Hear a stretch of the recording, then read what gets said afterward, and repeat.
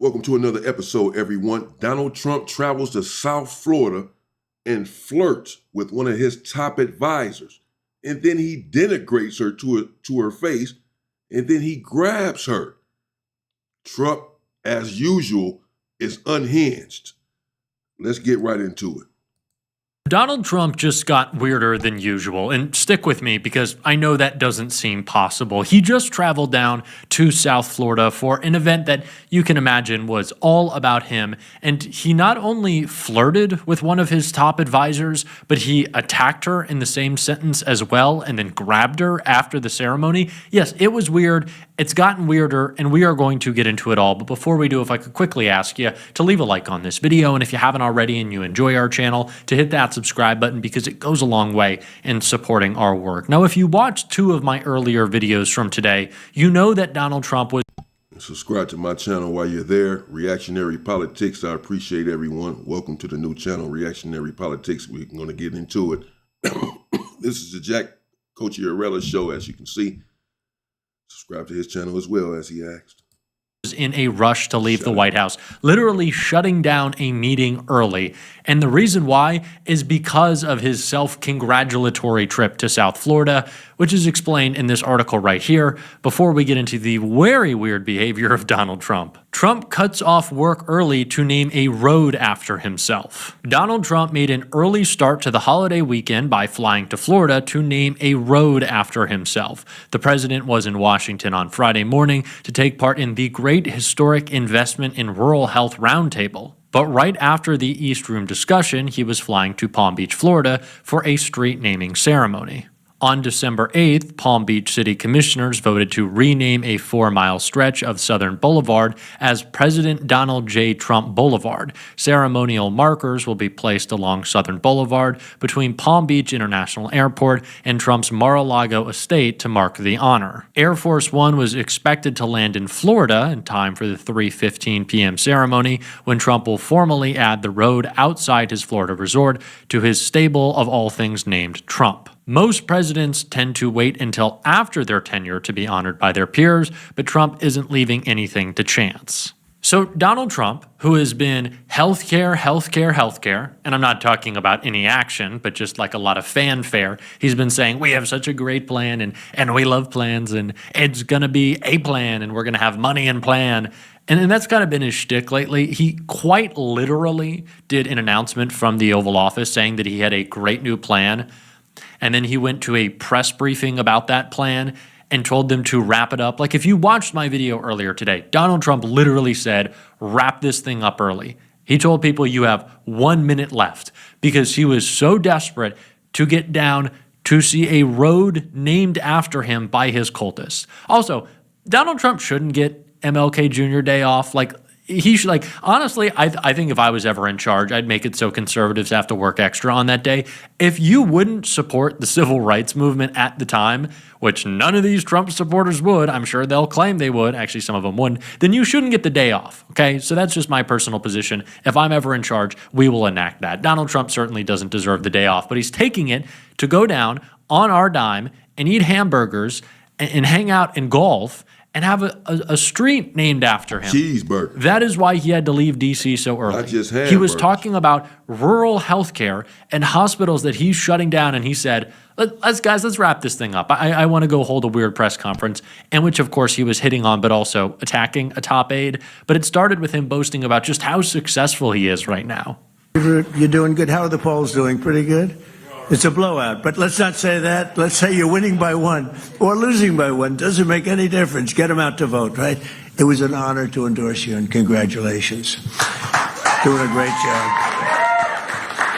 And I want to thank Ron, too, because Ron has been really behind this with Meg and everybody else, and we did have his back in 100%. I appreciate it, and it's a great honor. Thank you very much. See you.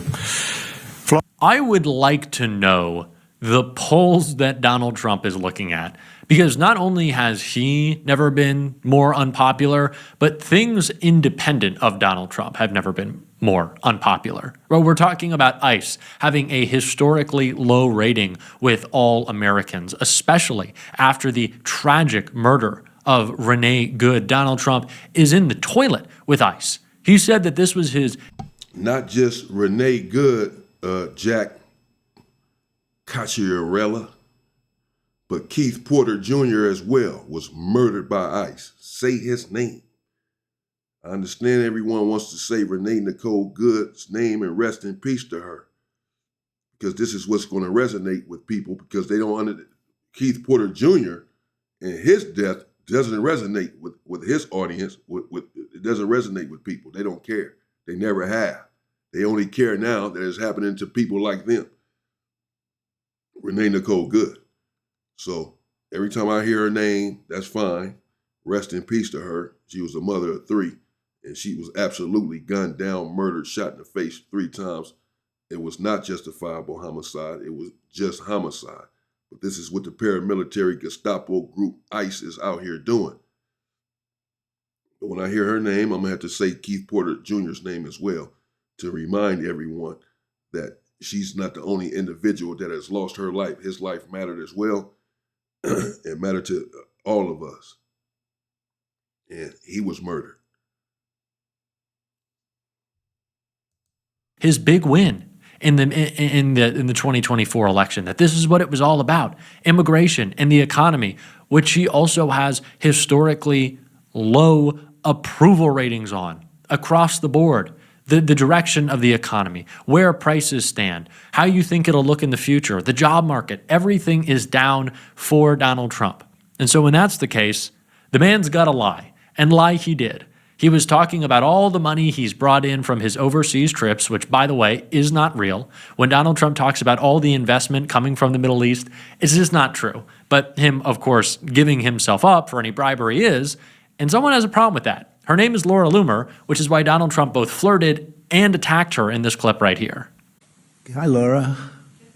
Boy, you are something. What spirit you have. Laura Loomer, thank you, honey, for being here. Appreciate it. Geez, she can be a little nasty, but to me, she's always nice. So that's all that matters. I want her to stay that way, too. But okay, that was weird. And she spends a lot of time with Laura Loomer. She's in and out of the White House and the Oval Office. Remember when she was traveling with him on the plane before and after the presidential? Very weird. But Trump flirts with everyone, and who knows what he does past flirting with these people. Flirts in front of his wife. We all know he's been accused of rape. He covers up and supports PDF files, and perhaps as one himself, allegedly. So this is not surprising. Flirted with Erica Kirk. She flirted back. This is what these people do, man. They have no conscience, bro. They're sick. They like to say that you're sick and think that you're sick and make it appear that something is innately wrong with you, when the evidence suggests totally different. That is something ingrained, innately wrong with these people. Innate, it's in them, and they can't get it out. Debate. Remember that week where there was just like a lot of Laura Loomer? So certainly a little bit of flirting. It was weird, but he was also trying to put her in check, because he was like, well, I got all this money from Qatar and from the Middle East, and they love me. And if you remember, Laura Loomer did not love when Donald Trump was talking about his new buddies.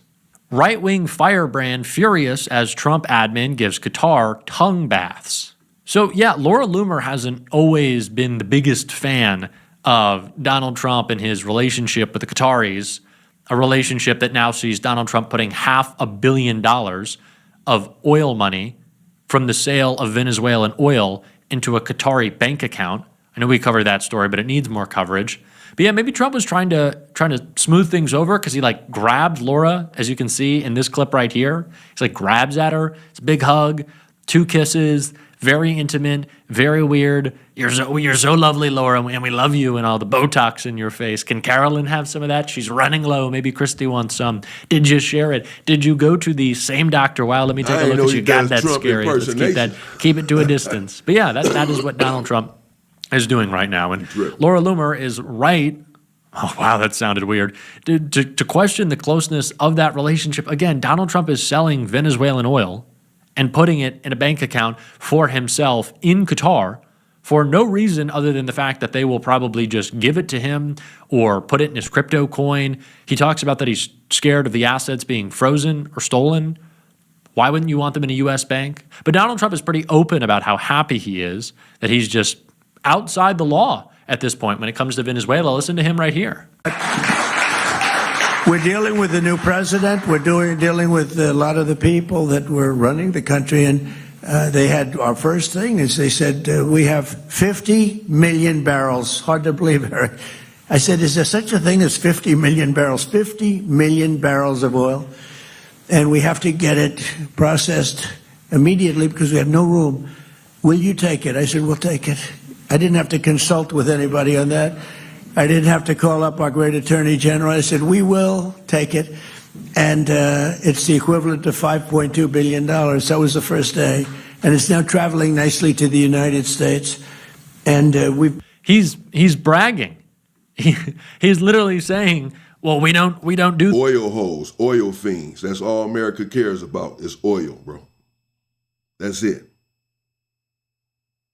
That's it. Look how excited he got. the law. We don't like the law anymore. And I don't even ask Pam, which is also just like a huge insult to Pam Bondi, by the way, to say, yeah, I don't really care. Pam, I don't care what she has to say. She's kind of useless, which on that Donald Trump and I agree. Pam Bondi is pretty useless and pretty feckless. And that's what's being reported behind the scenes right now. But he's being open. He's telling you that he has a complete disregard for the law, which I don't know if you needed Donald Trump to say that. I think he's put it on display. But what he told the New York Times, saying that I'm only guided by my own morality, which, as I continue to say, is such an oxymoron, is true. Donald Trump will not be stopped unless he is challenged. That's just the truth. So these Republicans who have now decided, Don Bacon is one of them, that an invasion of Greenland is the red line, and that they would go forward with impeachment if Donald Trump moved on that. Maybe we make a little bit more noise. Maybe we talk a little bit more. Like maybe you step up, because he clearly believes that he can exist outside the law whenever and wherever. So maybe now is the time to intervene just a little bit, guys. Maybe be a little loud. Maybe we don't wait, right? God. And it's not working. It's not like this is making Donald Trump more popular, although he would tell you a little bit differently. It works great. So because of that, we have more things happening than we've ever had, and I think you're going to see an explosion. You already see it, in all fairness, but this next year could be just an explosion of success. An explosion of success. Going to be so great. What's going to be better? Another year of tariffs in 2026? That's going to make things better? Like Donald Trump appointing some stooge to the Fed? That's going to make things better? Trump has been manipulating the people from day one, and it's amazing that people still support this, and he gets away with it. It is mind-blowing. Things are worse everywhere, and it is because of Donald Trump. And Democrats are stepping up to make that very clear. Josh Shapiro certainly did when he was on CNN today. About the present, unemployment is up in your state, 4.2%. It's up everywhere. Grocery prices are also up 8% from last year. That's above the national average. In Pennsylvania, home and rental prices are up. Grocery prices are up 8% since last year. 8%? That's a lot, but it might not sound like much. That is a lot. Unemployment has increased all around the country. This is what people voted for, though. They wanted Trump in here. You got him. How much control do you have as governor over those things? Well, Katie, I should point out that our unemployment rate in Pennsylvania for 30 straight months has been below the national rate. That is true. And that's because our economy is growing. What you didn't mention is the fact that we have the only economy in the northeastern part of the United States that is growing. All of the other economies are either stable or declining. We've created, on my watch, over 20,000 new jobs that are tied directly to over $35 billion in economic development that we've brought to this Commonwealth. And in about another week or so, we're going to have another major announcement that's going to create lots of jobs and billions of dollars in economic investment. It is clear that we're doing the right things in Pennsylvania, making investments, cutting taxes 7 times on my watch. It is also clear that the Trump policies are making things cost more. The price of beef, the price of bread, the price of some dairy products are up over 20%, in large measure due to the president's failed tariff policies. Our farmers are struggling. Markets are being shut to them, and things that they need to be able to operate their farms, like soybean feed, for example, costs a whole lot more because of the president's tariffs. The White House acknowledged that when they agreed to give a handout to farmers to offset the costs on these farmers from these tariffs. I talked to a lot of farmers. I was talking with them just a couple days ago. They do not want a handout. They just want to simply produce their crops, their dairy, their poultry, you name it, and they want to sell it to more and more markets. Their lives are being made more difficult because of the president's failed economic policy. You know, I've had those while we are making progress, the White House is making it far harder for Pennsylvanians to get by. More governors need to be loud in just making it clear Donald Trump is operating the entire economy by himself, and he's running it into the ground. And Democrats should be more clear that if Donald Trump can operate the economy entirely by himself, then we can make big structural changes to operate it in a way that improves material conditions for working people, right? If CEOs will bend the knee to Donald Trump, then I think we can get corporations to pay their fair share in taxes, that we can end loopholes, we can stop abusive business practices, we can end monopolies and move forward, remaking this country in a better way. That's structural change I want to see. That's what we're going to continue to talk about on the show. And if you want to support that, as always, you can. Wow. Yeah, well, there you have it, folks. That's Trump for you. Subscribe to my channel, hit the like button, leave a comment. I appreciate everyone.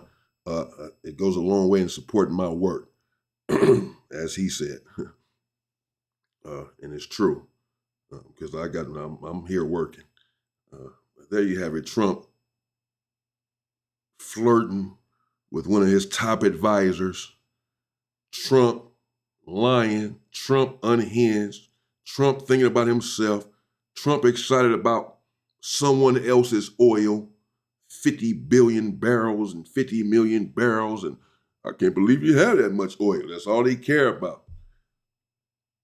Running the country into the ground. Meanwhile, unemployment is up everywhere. Grocery prices are up everywhere. People are struggling just to buy a piece of bread, but they can vote to have $3.3 billion sent to Israel. People who are committing genocide, using your money, your tax dollars to send billions of dollars over there to Israel. Meanwhile, you don't even have health care right here in this country. There's no way that he should be getting away with this sort of stuff. But again, this is a democracy, and this is what people voted in. This is what people voted for. Okay, the repercussions are swift and stiff and steep. And we all have to pay the price. And that's what we're doing now. And we have to stand up to this tyranny. Stay safe, stay free, and power to the people.